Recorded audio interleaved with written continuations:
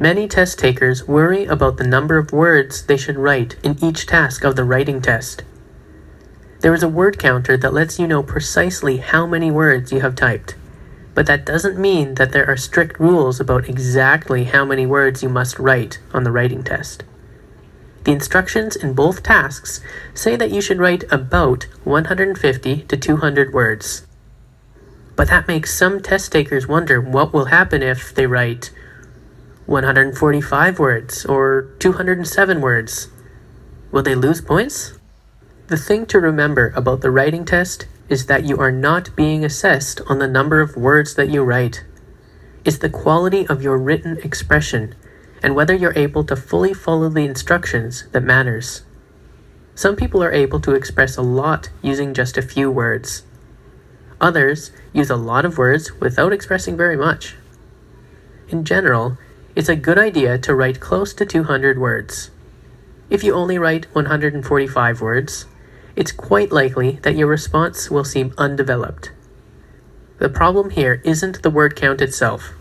Adding 5 words in order to reach the minimum suggested word count of 150 probably isn't going to improve your response very much. It's possible that you may have written enough to get the score that you need, but you might want to consider adding more examples and supporting details to fully express your main ideas. Now, if you write a lot more than 200 words, then you should take a close look at what you've written. Have you repeated some ideas? Did you use a lot of extra words that don't really help to address the instructions? Part of the goal here is to do all that the task requires in a way that is concise and to the point.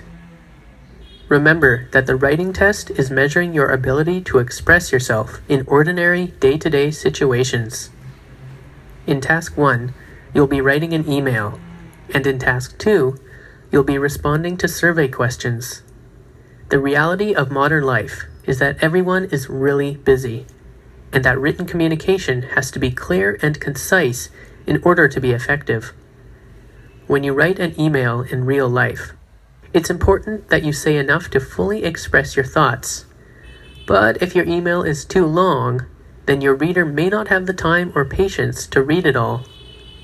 Similarly, when you respond to a survey that has been sent to many people, you need to state your position clearly and provide sufficient details to support your views, but you need to do so within a reasonable word count. If you write too much, busy survey collectors may only skim your response for main ideas and move on to the next response. It can really help improve the quality of your response on the writing test if you keep in mind the demands that are placed on written communication in our fast-paced daily lives. So to sum things up, write clearly. Support your ideas with details and examples.